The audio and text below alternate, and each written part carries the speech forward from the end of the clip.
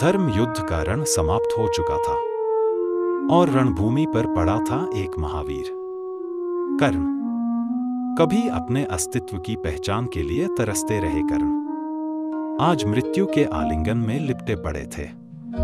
धरती की गोद में सिमटा हुआ एक योद्धा जिसका धर्म, वंश और अधिकार सब उससे छीन लिया गया।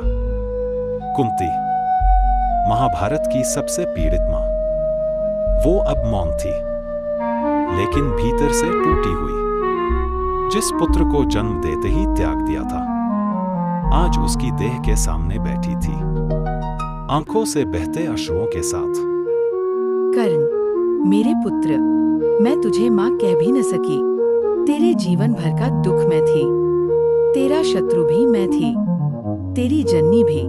धर्म के नाम पर, लोकलाज के नाम पर एक मां ने अपने बेटे को छोड़ दिया, और अब वही मां उसकी मृत्यु के बाद उसे पहचान देने आई थी।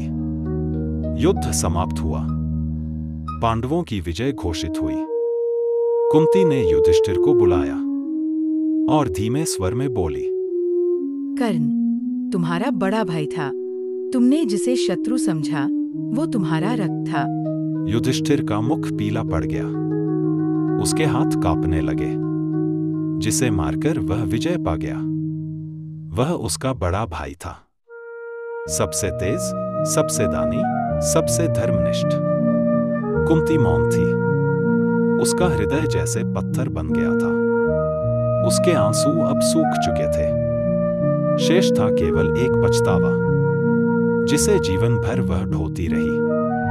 अर्जुन ने जब यह सब सुना तो वह शौक और पीड़ा से व्याकुल हो गया और घुटनों के बल जमीन पर बैठ गया। कर्ण चला गया, लेकिन उसके साथ कई प्रश्न, कई पीड़ाएं और एक मां की अधूरी ममता रह गई। कुंती उस दिन से कभी पहले जैसी नहीं रही। हर सांझ, हर प्रार्थना अब केवल उसी पुत्र की स्मृति में बीतने लगी। कर्ण, जिसे समाज ने सूतपुत्र कहा, वो असल में सूर्यपुत्र था और कुंती का पहला और सबसे प्रिय पुत्र। कुछ सत्य युद्ध के बाद सामने आते हैं और कुछ पछतावे जीवन भर साथ रहते हैं।